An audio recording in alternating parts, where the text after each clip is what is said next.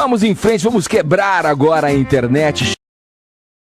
Chame os amigos para assistirem aos nossos vídeos aqui, assistir ao vivo o Morning Show. Não, nada a ver, irmão. Que ele está na área, nosso convidado de hoje é líder da oposição no Senado, eleito pela Rede de Sustentabilidade do Amapá.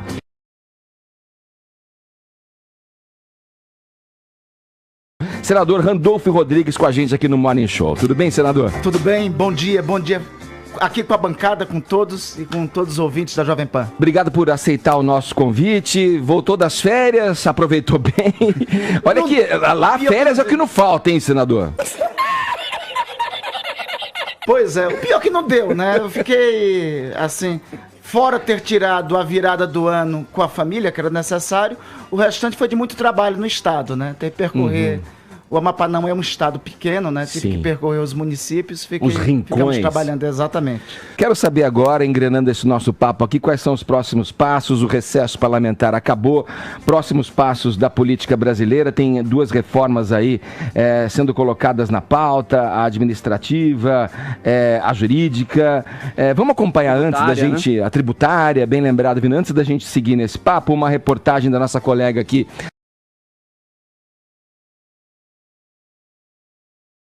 Estas todas são muito importantes, mas eu acho que os meus colegas congressistas têm que se dedicar a uma mais importante nesse momento, que eu queria que lá se repercutisse. As reformas sociais. Veja, nós temos tido... Eu acho importante a reforma tributária, embora não seja otimista. Como é que nós... Este ano eleitoral, julho, agosto, a pauta passa a ser as eleições. Como é que nós vamos resolver em 5, 6 meses questões tributárias tão complexas como do tipo ICMS de origem, ICMS de destino, com a unificação em um tributo único chamado IBS? Mas isso não é a função do Congresso, senador? É a função do Congresso, mas veja, como é que um Congresso diverso que resolve um tema como, por exemplo, o tema do ICMS de origem e de destino, que se mudar prejudica centros industrializados como São Paulo, Paraná, Minas Gerais, que defende o formato ICMS como está hoje. Eu acho que é importante tratarmos a reforma tributária, mas a lógica somente da simplificação está sendo pautada, não me parece que é a lógica adequada.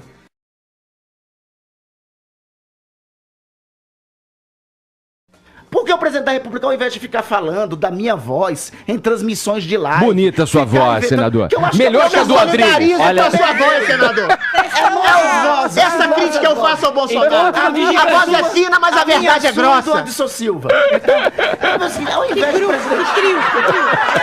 presidente da República ficar falando disso, ao invés de ficar pagando suas milícias digitais... senador, vamos construir, vamos acabar com o DPVAT. Bom que o senhor esclareceu. Ao invés de ficar pagando as milícias digitais, o gabinete do ódio, para ficar insistindo com isso, Randolfo, ele não senador. Hashtag Randolfo contra DPVAT. Muito bem. Senador, o senhor apresentou 2 requerimentos para convocar o ministro da Educação, o Abraham Weintraub, para prestar esclarecimento sobre esses problemas que ocorreram com o Enem, Sisu, vira e mexe. O ministro tem seu nome especulado para sair do governo aí. Entretanto, agora de ontem, acho que para hoje, se não estou enganado, saiu uma foto, né? O presidente publicou uma foto com o Weintraub no Twitter para demover qualquer possibilidade ali da saída, né, da ideia da saída do ministro. Quais os riscos à educação que o senhor vê com a permanência dele à frente desse ministério, que é se não um dos mais importantes do país? Esplanada.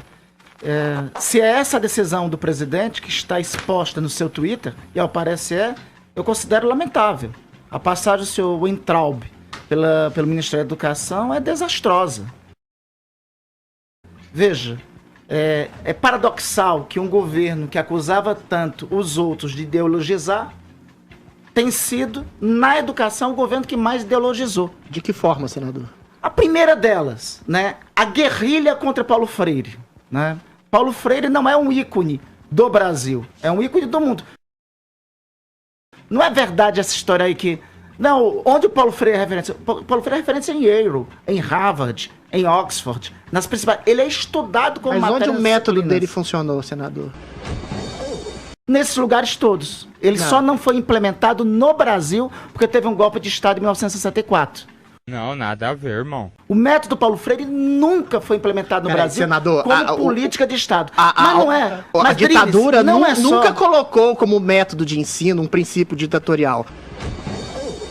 As escolas e as universidades... O senhor bem sabe, senador, que as escolas e as universidades sempre tiveram ampla liberdade de ensino. Drilis, tanto é que as cátedras, os livros de Marx, os livros de marxismo cultural, os livros sobre socialismo, uma geração inteira, como a Marilena Chauí, ensinou e continua ensinando e colocou inúmeras gerações das quais o senhor faz parte. Primeiro, a ditadura nunca aparelhou as escolas e universidades brasileiras. Centenas de professores foram exilados. Tiveram imensa influência de Paulo Freire a partir dos anos 60. O Paulo Freire foi um próprio a ser exilado. O método utilizado pela ditadura, inclusive em oposição a qualquer possibilidade de implementação do método Paulo Freire, que era tido como subversivo, foi o método do Mobral. Mas o problema do Ministério da Educação não é só isso, que já era um problema ideologizado. O problema tem sido a política. Deixa eu dar um exemplo para você, Drilis. Veja. A principal, vocês perguntaram para mim ainda há pouco, qual é a principal pauta do Congresso? Sabe qual das principais pautas do Congresso deveria ser? Para esse semestre, a votação do Fundeb. Sim. O Fundeb é o que financia a educação básica no Brasil. O Congresso tem duas propostas. Só que quem deveria liderar esse processo? O governo federal. O presidente da República, o Ministério da Educação, não tem uma proposta de Fundeb. Nós não sabemos do Executivo, passou o ano 2019 todinho, nós não sabemos do Executivo, assim, concretamente, claramente. Olha, nós queremos este modelo de Fundeb. Nós queremos alterar o financiamento para estados e municípios, queremos qual percentual. Não tem uma proposta de Fundeb. E vai acabar agora. Se acabar, vai ser um terremoto na educação brasileira. Quer um outro exemplo em relação a isso? O que tem ocorrido agora no Enem. O Enem e o acesso aos estudantes no processo do SISU. Aí que eu digo assim, eu até admitiria, olha, você tem o Paulo Freire, por exemplo, ele não foi feito para se concordar com ele. Aliás, era ele próprio que dizia que ele preferia quando se discordava, né? Porque assim é que se cria o debate, né? Eu acho que tem que divergir. O problema não é alguém divergir dele. O problema é transformar o Ministério da Educação em um monocórdio ideológico, baseado nas teses do astrólogo lá da Virgínia. E em contrapartida a tudo isso, não conseguiu organizar uma prova. Não, nada a ver, irmão. Né? Então, Sim. a passagem... Não, é lamentável. A atuação do não há lamentável, mas nenhum indício de ideologização do processo de ensino no Brasil, até porque a maioria dos livros didáticos tem um conteúdo extremamente esquerdista, progressista, socialista. E eu não sou favorável a isso. Pra você fazer um contraponto a isso, pra falar que há uma ideologização nesse sentido, demoraria décadas, senador. Sabe qual é o problema do livro didático no Brasil? Sim. É que ele é estatizado. É livro didático do governo de ocasião. Por uma comunidade, não é, senador, por uma comunidade intelectual que viceja durante décadas, que é de esquerda, que é progressista. Não, Drilis, veja. O intelectual conservador começou a aparecer agora. O padrão do livro didático no Brasil, assim, e outra coisa é o seguinte, não pode, veja, o livro didático é comprado pelo MEC, então o livro didático hoje no Brasil concretamente é estatizado, seja de um lado, seja para o outro. Aí agora, entra um outro governo que quer adotar um padrão inverso de livro didático. Ou seja, se é estatizado... É ampliar a bibliografia, senador. Não, mas ele não está ampliando. Ele disse claramente eles querem parar de tratar golpe de 64. Não, nada a ver, irmão. Aliás, como não trataram no Enem. Esse não é o teve modelo... uma questão no Enem sobre... É como se de 1964 até 1984... essa parte da história brasileira tivesse sido retirada. Isso talvez uma questão seja uma resposta à ideologização que você indagou, o senador. O senhor, qual que seria a solução? Porque, veja, a situação da educação brasileira ela é ruim de algum tempo. Entra-se nesse campo da discussão ideológica, acusando Paulo Freire, porque Paulo Freire despertaria um senso crítico na sua população, e esse senso crítico levaria a questionamentos que o governo... Crítico de ressentimento em relação ao professor, à autoridade, ao empresário, ao governador. Essa é uma visão. uma visão Mas só para complementar a minha passagem, que alardearia essa questão do senso crítico criado a partir do ensino, a partir do método de Paulo Freire, para um governo que não quer ser questionado, inclusive que comprova, que pressiona e persegue a sua voz contraditória. Não, nada a ver, irmão. Eu falo com conhecimento de causa aqui na rádio, porque a gente vive dentro desse ambiente hoje no Brasil. O governo Mas nunca perseguiu voz contraditória. Qual seria? Não? Você é leviano. Quer que eu fale do gabinete do ódio? Não, mas aí é uma acusação subliminar. Subliminar? Eu tô só... Peraí. Você tá falando do Alan dos Santos? Eu tô sozinho nisso, Adriano. Tem muitos processos sendo movidos. O governo e instituição não persegue voz contraditória. Segundo a FENAGE, é o governo que mais perseguiu jornalistas. Só para não mudar o assunto, só valeu a minha explicação, porque você indagou uma questão fora do contexto. Ok.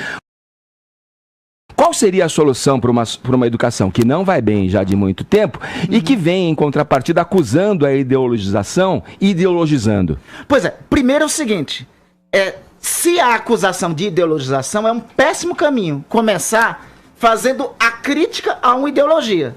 Se há acusação de ideologização, poderia começar dizendo, olha, agora nós iniciamos um outro debate. A crítica à hegemonia da ideologia. Nós vamos constituir um conselho. Por que não se constitui um conselho com as comunidades? Chama professores para isso, chama estudantes, chama movimentos sociais, chama posições políticas diferentes para um conselho dentro do Ministério da Educação. Mas existe uma hegemonia, senador. Hegemonia de um tipo de ideologia. O senhor sabe disso? Enfrentada. Então o que o governo está fazendo, senador? Mas não com ditadura. Mas não tem ditadura, senador. Isso é um absurdo. Não desconstruindo ninguém, mas discutindo e debatendo. Mas é o que o governo está propondo. Não havia debate. Se existe hegemonia e o governo quer construir uma contra-hegemonia, que eu não acredito que existe essa hegemonia, mas se existe e o governo quer construir uma contra-hegemonia, faz a construção de uma contra-hegemonia instalando o debate, não impondo o seu ponto de vista. O debate está colocado na cultura pelo governo. Nem fazendo... Não fazendo, Drilis, uma prova do Enem, retirando aspectos da história do Brasil. Ó, infelizmente, senador, nosso tempo acabou. Essa conversa poderia ir. Nem deu tempo de falar de abstinência sexual. E nem da nem da Petra Costa, nem da uberização, da precarização do trabalho. Senador Randolfo Rodrigues com a gente, ele que é da rede pelo estado do Amapá. Obrigado pela presença aqui no programa, senador. Drilis, Paula, todos eu quero agradecer. Estou à disposição da Jovem Pan. Ao contrário do governo, Drilis, o que eu mais adoro é debater. O governo debate, senador. O governo não persegue ninguém.